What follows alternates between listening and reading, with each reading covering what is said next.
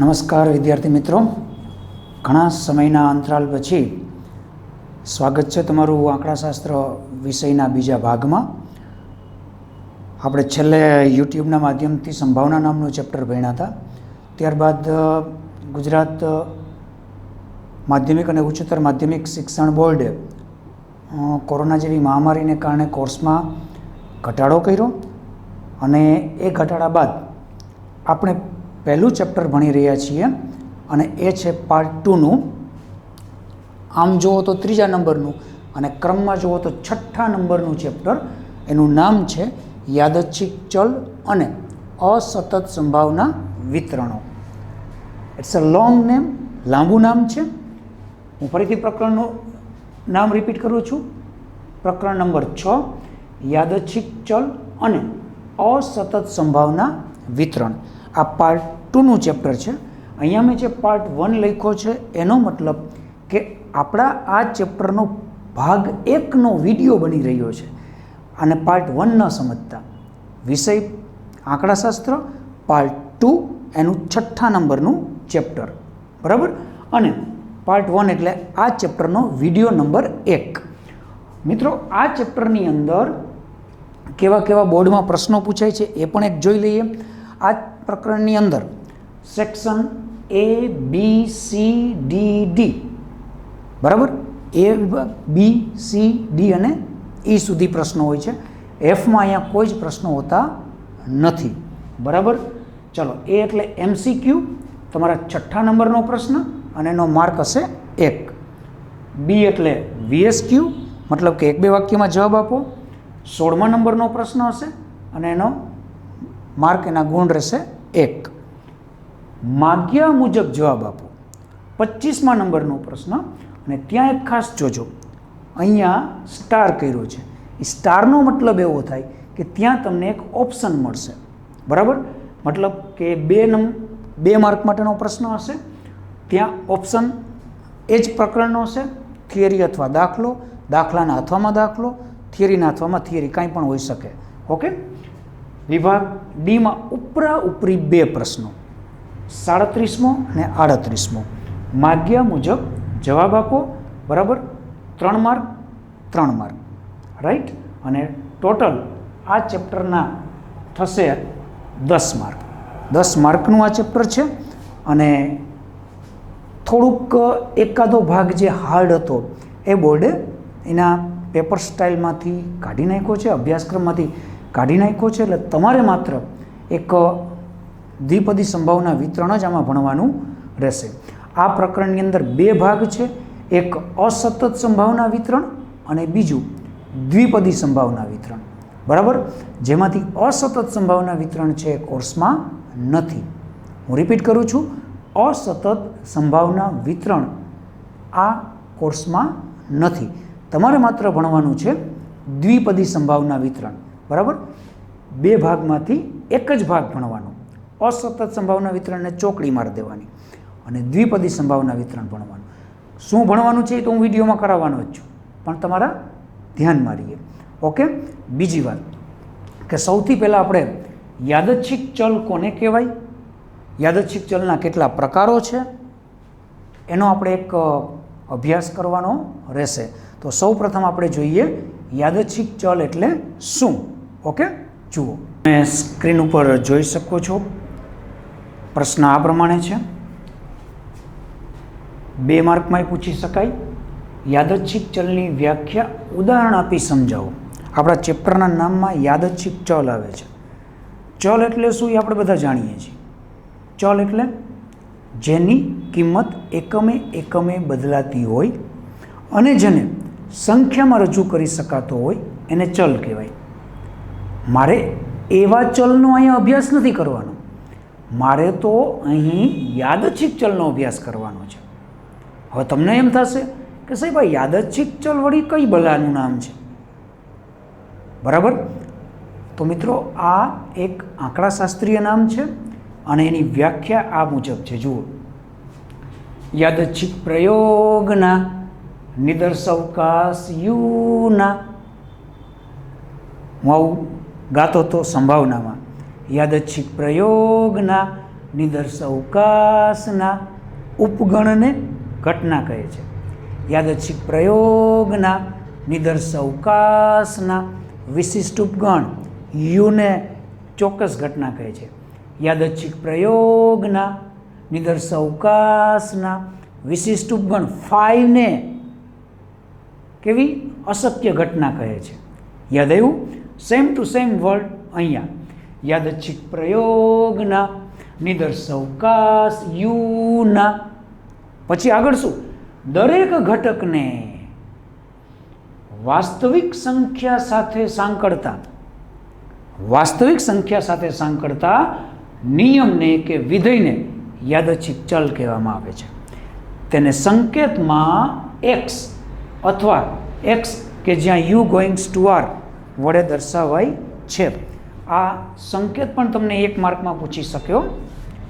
આ સંકેત જે છે એ પણ તમને 1 માર્કમાં પૂછી શકાય.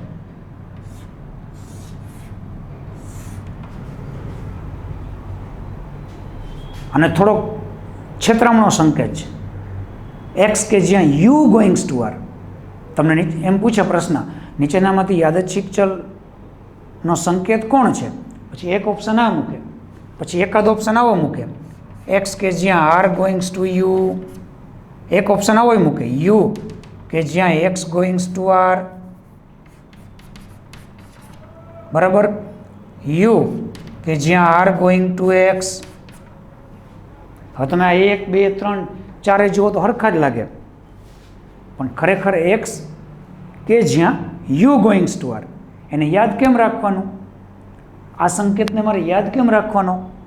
તો કે તમને ખ્યાલ હોય પેલી મહિન્દ્રાની ગાડી છે XUV, આમ મોટી રાવડા જેવી ગાડી આવે, આંગણે ઊભી હોય તો આંગણું રૂડું રૂપાળું લાગે એવી ગાડી, XUV.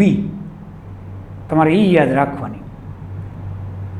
તમે રસ્તા ઉપર ક્યાંક જોતા હશો, મહિન્દ્રાની ગાડી આવે છે, XUV. આ XUV જે છે એમાંથી X એ રાખવાનો, U એ રાખવાનો, અને આ જે V છે ને Vનો કરી નાખવાનો R, એટલે X કે જ્યાં U ગોઈંગ્સ ટુ R. આ એક ટેકનિક છે. આ 1 માર્કનો પ્રશ્ન યાદ રાખવાની. બાકી તમે તમારી રીતે કોઈ પણ રીતે યાદ રાખી શકો છો. ઓકે, હવે હું તમને એક આનું ઉદાહરણ આપીને સમજાવું. યાદચ્છિક ચલ કોને કહેવાય, કેવી રીતે હોય? મેં થોડા અહીંયા ઉદાહરણો આપ્યા જ છે, જુઓ જોઈએ. 5 ઉદાહરણો આપ્યા છે. એક સમતોલ સિક્કો 2 વખત ઉછાળતા મળતા છાપની સંખ્યા, બરાબર. પછી રાજકોટ શહેરમાં 1 અઠવાડિયા દરમિયાન થતા અકસ્માતોની સંખ્યા. આ 2 અસતત ચલના ઉદાહરણો છે. આ 2 ઉદાહરણ છે ને એ અસતતના છે. અસતત કોને કહેવાય સમજવાનું બાકી. અને આ જે 3 ઉદાહરણો છે એ સતતના છે. આ 3 સતતના ઉદાહરણો છે. કોઈ પણ વસ્તુની કિંમત કે ભાવ, કોઈ ચોક્કસ સ્થળનું દિવસ દરમિયાનનું મહત્તમ તાપમાન, અને કોઈ પણ વ્યક્તિનું વજન કિલોગ્રામમાં, બરાબર. હવે મારે ખાસ તમને એ સમજાવવાનું છે કે આ નિયમ કયો? યુના દરેક ઘટકને વાસ્તવિક સંખ્યા સાથે સાંકળતો વિધેય કયું? નિયમ કયો? ચાલો દાખલા તરીકે હું તમને એક ઉદાહરણ આપી સમજાવું કે મેં એક પાસો ફેંક્યો, તો એના પરિણામ મળ્યા યુ બરાબર 1, 2, 3, 4, 5, 6, રાઈટ. આ પાસાના પરિણામ મળ્યા. હવે હું મારા વર્ગના કોઈ વિદ્યાર્થી સાથે જુગાર રમું. તમને એમ થતું હશે કે સાહેબ તમે જુગાર રમવાની વાત કરો છો? Yes, I am sure. હું કોઈ એ નામના, બી નામના, સી નામના વિદ્યાર્થી સાથે જુગાર રમવા માગું છું. માની લો કે હું એ નામના વિદ્યાર્થી સાથે જુગાર રમવા માગું છું. એ એટલે અમન, એ એટલે અરમાન, એ એટલે અનિલ, એ એટલે અવની, એ એટલે અંજલિ, એ એટલે અસ્મિતા, એ એટલે ઘણા બધા નામ તમારે ગમે સમજી લેવાનું. હું એ નામની એક વ્યક્તિ સાથે જુગાર રમું છું. કેવો જુગાર રમું છું? સાંભળજો. જો પાસા પર સંખ્યા કે અંક 1 કે 2 કે 3 આવે તો મારે એને 10 રૂપિયા આપવાના. જો પાસા પર આમ પાસો ફેંકો, જોયું કેટલા આવ્યા 2, તો મારે એને 10 રૂપિયા આપી દેવાના. પાસો ફેંકો, કેટલા આવ્યા 3, મારે એને 10 રૂપિયા આપી દેવાના. મારી હાર થાય. ઓકે, હું પછી બીજો એક નિયમ બનાવું છું. એ જ વ્યક્તિ સાથે હું પાછો જુગાર રમું છું. ને પાછો નિયમ સાંભળજો. જો પાસા પર 4 કે 5 અંક આવે, 4 કે 5 અંક આવે તો મારે એને 20 રૂપિયા આપવાના. પાસા પર 4 કે 5 અંક મળે, આમ પાસો ફેંકો, કેટલા આવ્યા તો કે 4, તો મારે એને 20 રૂપિયા આપી દેવાના. 5 આવ્યા, મારે એને 20 રૂપિયા આપી દેવાના. જો પાસા પર 6 અંક મળે તો મારે એની પાસેથી 80 રૂપિયા લેવાના. મિત્રો, આવો મેં નિયમ બનાવ્યો. કોની સાથે? પહેલાં એ નામના વિદ્યાર્થી સાથે. તમે બધા સાક્ષી હતા. અમે બે જુગાર ચાલુ કર્યો અને અમારી વચ્ચે નક્કી થયું કે 12 વખત પાસો ફેંકવાનો. કેટલી વખત? 12 વખત. 12 રમતનું અમે આયોજન કર્યું. એ નામની વ્યક્તિ ત્યાં બેસી ગઈ, હું અહીંયા બેસી ગયો, અને એક તટસ્થ વ્યક્તિને પાસો ફેંકવા માટે અમે બોલાવ્યા. એ વ્યક્તિ, જોજો હું તમને યાદચ્છિક ચલની વ્યાખ્યા સમજાવી રહ્યો છું ઉદાહરણ આપીને, બરાબર? ક્યાંય અડાવડા ન થઈ જતા વળી ક્યાંક. યાદચ્છિક પ્રયોગના નિદર્શવકાશીઓના દરેક ઘટકને ઘટક 1, 2, 3, ઘટક 4, 5, ઘટક 6, દરેક ઘટકને મેં સાંકળી દીધો. શેનાથી સાંકળો? 1, 2, 3 આવે તો મારે એને 10ની નોટ આપવાની. 4, 5 આવે તો મારે એને 20ની નોટ આપવાની. 6 આવે ને તો મારે એની પાસેથી 80 રૂપિયા લઈ લેવાના. હવે જુઓ, ટોટલ અંક તો 6 પરિણામો 6ની બહાર તો જવાના નથી. મારી જીતવાની સંભાવના બહુ ઓછી છે, બહુ જ ઓછી છે. અને શિક્ષક છે એના વિદ્યાર્થી સામે હારે, વિદ્યાર્થીની જીત થાય, એનાથી વિશેષ શિક્ષકને બીજું શું જોઈએ, બરાબર? પેલી વ્યક્તિએ પાસો ફેંકો, કેટલા આવ્યા 2, મેં 10 આપ્યા. પેલી વ્યક્તિએ પાસો ફેંકો, કેટલા આવ્યા 5, મેં એને 20 આપ્યા. પાસો ફેંકો, કેટલા આવ્યા 3, મેં એને 10 આપ્યા. પાસો ફેંકો, કેટલા આવ્યા 4, મેં એને 20 આપ્યા. એ લાગ લગાટ વિદ્યાર્થી 8 ગેમ મારી પાસેથી જીતી ગયો. 8 ગેમ સુધી મારી કોઈ જીત જ ન થઈ. અને મિત્રો, છેલ્લી 4 ગેમ હું જીતું ને, 4 નહીં, હું તો કહું 3 ગેમ જીતું ને, 9 ગેમ એ જીતે ને, તોય મને 3 ગેમના 8 તેરીને 240 રૂપિયા મળે. મારે આપવાની રકમ કરતાં, બરાબર, મારે માની લો 9 ગેમના 9 દુને 18, 20 રૂપિયા લખે આપવાના થાય ને 9 ગેમના, તો હું આપીશ કેટલા? તો કે 9 દુ 18, 180 આપીશ, રાઈટ? અને 3 ગેમ જીતીશ ને તો 240 સામેથી લઈશ, બરાબર? એટલે 10 ગેમ કદાચ વિદ્યાર્થી જીતે ને, 10 ગેમ, તો 10 ગેમમાં તો એ જીતી જાય. પણ તો 10 ગેમમાં પછી આ 10 વાળી અમુક રાખવી પડે તમારે. ચાલો, આ જુગાર દ્વારા મેં તમને યાદચ્છિક ચલની વ્યાખ્યા સમજાવી. સમજ્યા તમે? મેં મારા નિદર્શ અવકાશ, આ મેં પાસો ફેંકો, એ પાસો કોણ હતો? તો કે યાદચ્છિક પ્રયોગ હતો, બરાબર? પાસા પરના પરિણામ કોણ હતા? તો કે પાસા પરના દરેક પરિણામો હતા એ યાદચ્છિક પ્રયોગ નિદર્શ અવકાશના ઘટકો હતા, રાઈટ? 6 ઘટકો હતા. અને અમે શું કર્યું? આ દરેક ઘટકને વાસ્તવિક સંખ્યા 10, 20, 80 આ વાસ્તવિક સંખ્યા સાથે મેં સાંકળી લીધા. એક નિયમ બનાવ્યો, એક વિધેય બનાવ્યું. મિત્રો, આ વિધેયને, આ નિયમને યાદચ્છિક ચલ કહેવામાં આવે છે, રાઈટ? અને એનો સંકેત x, આ પણ એનો સંકેત છે અને આ પણ એનો સંકેત છે. આ સંકેત નથી પૂછાતો, 1 માર્કમાં ક્યારેક આ પૂછી શકાય. ચલો, આ હતા એના 5 ઉદાહરણો. હવે તમે બરાબર સમજાશો યાદચ્છિક ચલ કોને કહેવાય? હું હજી એકવાર રિપીટ કરી દઉં છું. યાદચ્છિક પ્રયોગના નિદર્શ અવકાશ યુના, યાદચ્છિક પ્રયોગના નિદર્શ અવકાશ યુના દરેક ઘટકને વાસ્તવિક સંખ્યા સાથે સાંકળતા વિધેયને, કૌંસમાં નિયમને યાદચ્છિક ચલ કહેવામાં આવે છે, બરાબર? તેને સંકેતમાં x કે જ્યાં u ગોઈંગ્સ ટુ r વડે દર્શાવાય છે. આવા યાદચ્છિક પ્રયોગના આ 5 ઉદાહરણો છે. આ 5 ઉદાહરણોના માધ્યમથી હવે આપણે આગળ વધવાના છીએ. યાદચ્છિક ચલના બે પ્રકારો પડે. કેટલા? બે. નંબર 1 અસતત યાદચ્છિક ચલ અને નંબર 2 સતત યાદચ્છિક ચલ. હવે આપણે આ બે ચલનો અભ્યાસ કરીએ. અસતત યાદચ્છિક ચલ અને સતત યાદચ્છિક ચલ. જુઓ, પ્રશ્ન 2 હતો, યાદચ્છિક ચલના પ્રકારો ઉદાહરણ આપી સમજાવો. યાદચ્છિક ચલના પ્રકારો ઉદાહરણ આપી સમજાવો. તો યાદચ્છિક ચલના બે પ્રકારો છે. પહેલો પ્રકાર અસતત યાદચ્છિક ચલ અને બીજો સતત યાદચ્છિક ચલ. ઓકે, હવે જે આ બે પ્રકારો છે એમાં પહેલાં આપણે ભણીએ અસતત યાદચ્છિક ચલ. તમને આ પણ 1 માર્કમાં પૂછાય કે યાદચ્છિક ચલના કેટલા પ્રકારો છે? તો કે 2. કયા કયા? તો કે અસતત યાદચ્છિક ચલ અને સતત યાદચ્છિક ચલ. રાઈટ. હવે અસતત ચલ કોને કહેવાય? જુઓ, જે યાદચ્છિક ચલ x વાસ્તવિક સંખ્યાગણ r ની, હવે r કોણ છે? તો કે ભાઈ r એટલે રિયલ સેટ, વિશ્વ આખાની બધી જ સંખ્યાઓ એમાં આવે. n, z, r. n એટલે નેચરલ સેટ, બરાબર? એમાં પૂર્ણાંક સંખ્યાઓ આવે. આપણે આવું લક્ષમાં શીખી ગયા હતા. n એટલે 1, 2, 3, 4, 5. z એટલે પૂર્ણાંક સંખ્યાગણ, બરાબર?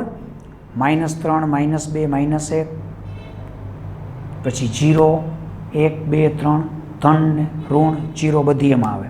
અને r એટલે દુનિયા આખાની સંખ્યા જેમાં આવે, એ રિયલ સેટ. એટલે x તમારો કેવો?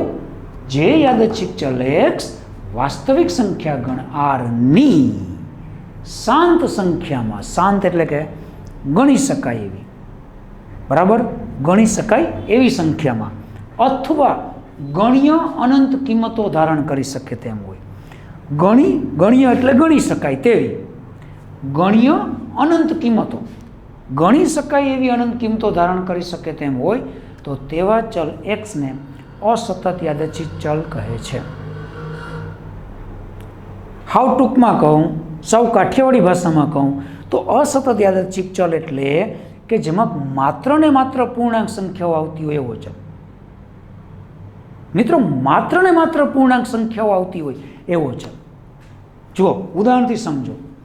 ભારત ઇન્ટરનેશનલ સ્કૂલમાં અભ્યાસ કરતા ધોરણ 12ના બી વર્ગમાંથી પસંદ કરેલ કોઈ વિદ્યાર્થીનું જન્મનું વર્ષ,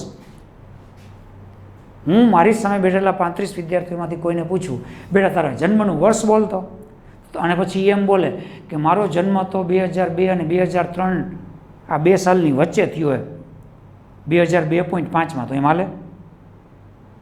કોઈ પણ વિદ્યાર્થી પોતાના જન્મનું વર્ષ કાં તો આમ જ બોલશે 2002, કાં એમ બોલશે 2003, કાં 2004. આ વિશ્વમાં કોઈ પણ વ્યક્તિ પોતાના જન્મનું વર્ષ પૂર્ણાંક કિંમતમાં જ કહી શકે. મેં હજી સુધી કોઈને એમ નથી સાંભળ્યું કે આનો જન્મ તો 1998.33માં થયો એમ. 1998માં જ હોય, કાં 1999 હોય, કાં 2003 હોય. રાઈટ. હજી બીજું ઉદાહરણ સમજો. કોઈ સમતોલ સિક્કાને 3 વખત ઉછાળવાથી મળતી કાટની સંખ્યા, 3 સિક્કા ઉછાળ્યા હતા આપણે, 3. યાદ કરો, એક્ટિવા ઉપર 3 છોકરાઓ જાય, h, પછી એક ચોકમાં પોલીસવાળો એને રોકે અને એ પોલીસવાળા ભાઈ છેલ્લે બેસી જાય, h, પછી પોલીસવાળા ભાઈ વચ્ચે બેસે, h, પછી પોલીસવાળા ભાઈ ડ્રાઇવિંગ કરે, t, h. યાદ આવ્યું સંભાવના? પછી 3 છોકરીઓ એક્ટિવામાં બેસે, t, ત્રણે ટી હોય તો જ હમાય, એટલે t. આગળ ગયા તો એક ટ્રાફિક વુમને એમને રોક્યા, પોલીસવાળા બેને એમને રોક્યા, અને છેલ્લે બેઠી હતી છોકરીને કીધું તું નીચે ઉતરી જા, મારે બેસવું છે, એટલે t, પછી t, પોલીસવાળા બેન વચ્ચે બેસે કે હવે મારે ડ્રાઇવિંગ કરવું હોય, h, t. રાઈટ. હવે આવા 3 સિક્કાના પરિણામમાં મળતી કાટની સંખ્યા, t. સમજાણું? એમને એક જ પરિણામ મળ્યું. હું એમ ન કહું આવો તો 1.5 પરિણામ મળે છે, 2.5 પરિણામ મળે છે, એમ ના હાલે. બધા ઉપર કાટ આવતું એવું કોણ? એક જ ટી. ત્રણેય ટીટી હતી નીચ. ત્રીજું ઉદાહરણ જુઓ. 6 ઈંડાઓવાળા એક બોક્સમાં ભાંગી ગયેલા ઈંડાઓની સંખ્યા. આમ તો તમારામાંથી કોઈ ઈંડા નથી ખાતું, પણ જોયા તો હોય ને, બરાબર? તો આ ઈંડાઓ જે છે એ 6 ઈંડાવાળું એક બોક્સ છે. પછી હું એમ કહું કે જો તમે ભાઈ ભાંગી ગયેલા કેટલા? તો તમે એમ ન કહો કે મને સાહેબ 2.5 ઈંડા ભાંગી ગયા. કાં 2 જ ભાંગ્યા હોય, કાં 3 ભાંગ્યા હોય. થોડુંક ભાંગ્યું હોય તો એ ભાંગેલા આખું જ કહેવાય, બરાબર? હું તમને હાવ સાદું ઉદાહરણ આપું.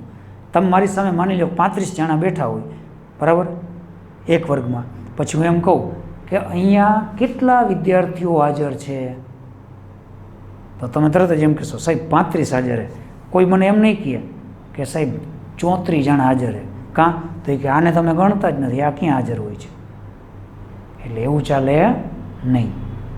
35 મતલબ 35 જ હાજર કહેવાય, 34 મતલબ 34 જ હાજર કહેવાય. પૂરેપૂરો અંક એટલે અસતત.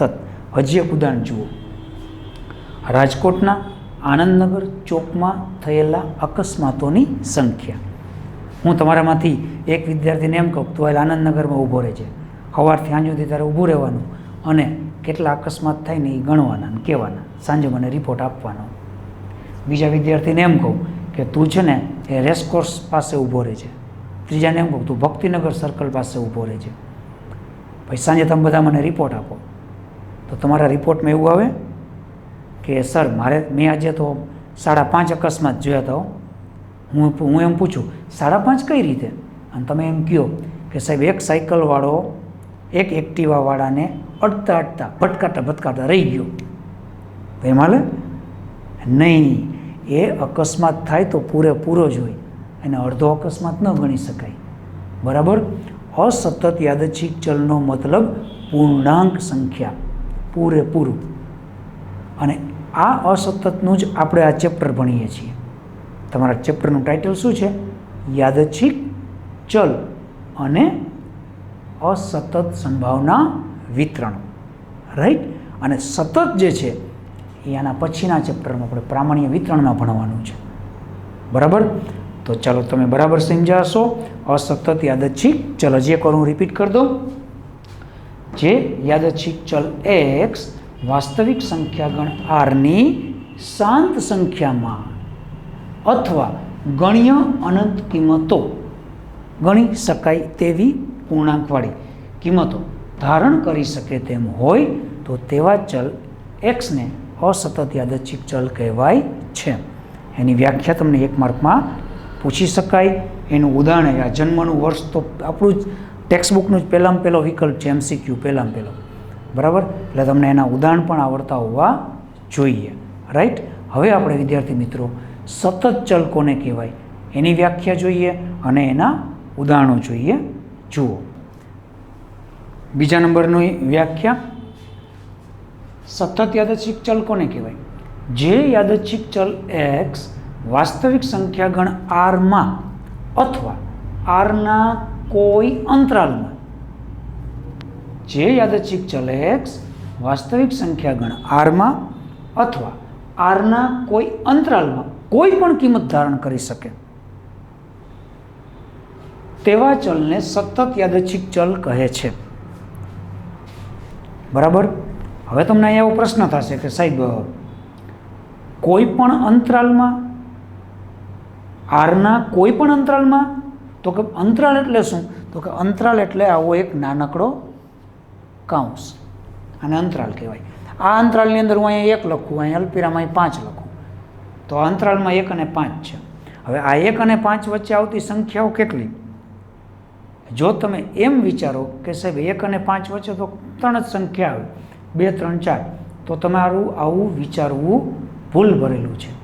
1 અને 5 વચ્ચે આવતી વાસ્તવિક સંખ્યાઓ અનંત છે. કેવી છે? અનંત, બરાબર?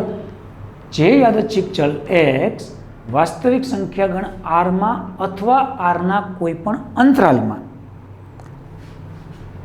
કોઈ પણ કિંમત ધારણ કરી શકતો હોય, કોઈ પણ કિંમત એટલે 1 અને 5ની વચ્ચેની કોઈ પણ કિંમત કોણ હોય?